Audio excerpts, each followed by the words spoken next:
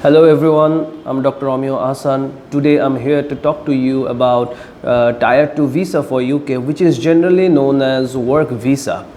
I'll try to cover everything for the Tier 2 visa for migrant and also Tier 2 visa for dependent. So first let's talk about Tier 2 visa for the person who is going to work over there. So after you pass your Plab 2 exam, you have to get your GMC registration, and then when you have secured a job in NHS, any of the trusts, then you will apply for this visa.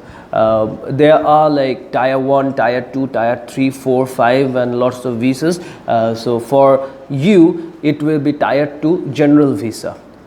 Not the other options like Tier 2 shortage occupation visa or Tier 2. There are some other options, but you have to select it Tier 2 general visa. So again, like any other UK visa, you have to apply it online, and there are two websites again, gov.uk and visa for UK. Don't worry, I will be giving all the links in the description box below. So for Tier 2 visa, there are some important points. So the most important thing is you have to get your COS, which is your certificate of sponsorship. That is the trust that is going to employ you. They will give you a paper which states that they will be covering your maintenance, and they have offered you a job, and you have accepted their offer. What is your gross salary, what is your starting date, and how long is your contract with them. So every details are written in the COS. So the most important document for Tier 2 visa is COS, and in COS you have to look for one more thing, which is there is a section called tick for the maintenance of the migrant. In bracket there will be if dependents if applicable. So if it says Y, that means yes, and if it says N, that means no. So let's just assume in most of the cases there will be Y. So if there is Y, then what do you have to do? First of all, you have to give an UK VI, IELTS UK VI, that is for UK visa and immigration, or there is another way which is called UK NARIC.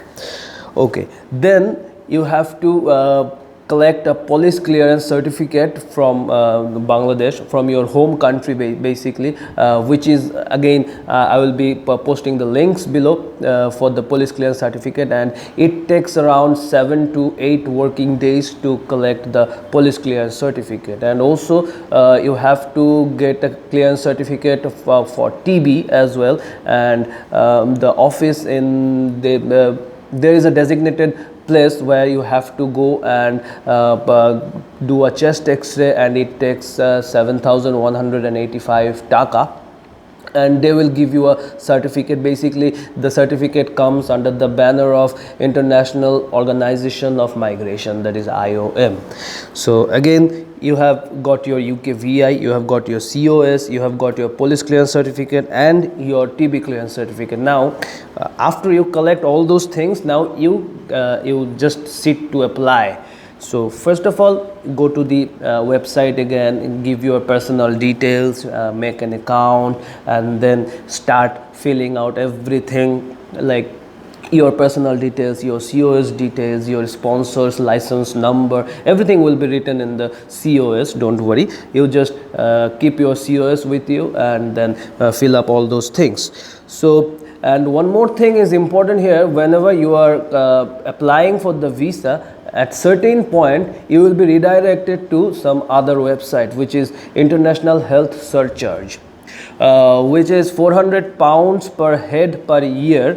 That is basically for your health surcharge, and you have to pay it through credit card and in one go. You cannot pay it with cash or any other medium. You have to pay it through a credit card, so you have to arrange it in the very first place. And for you who will be working in UK, for you it will be £400. It will be only for 1 year. And for the dependent, the IHS, you have to pay for 3 years, because Tier 2 general visa, basically the validity of the visa is up to 3 years. So you have to pay 3 into 400, that is £1,200 for your dependent. And some you have to give some other supporting documents as well, again for like Plab 2 visa, like GMC registration, your IELTS, TRF, your primary medical qualification, and also your registration from your home country as well. And if you want to give some other documents, it's completely up to you, and whatever documents you are giving, please write it down in the cover letter. So in case of Tier 2 general visa, the cover letter is generally not that important unless you have made an error while making the online application, or you want to submit some more documents for for your safety. You can write a cover letter always. So the cover letter you have to write it to the entry clearance officer, UK Home Office, and whatever you want to write, you can write it there. It's like an application. It's not that complicated like the Plab 2 visa, that is the visitor visa.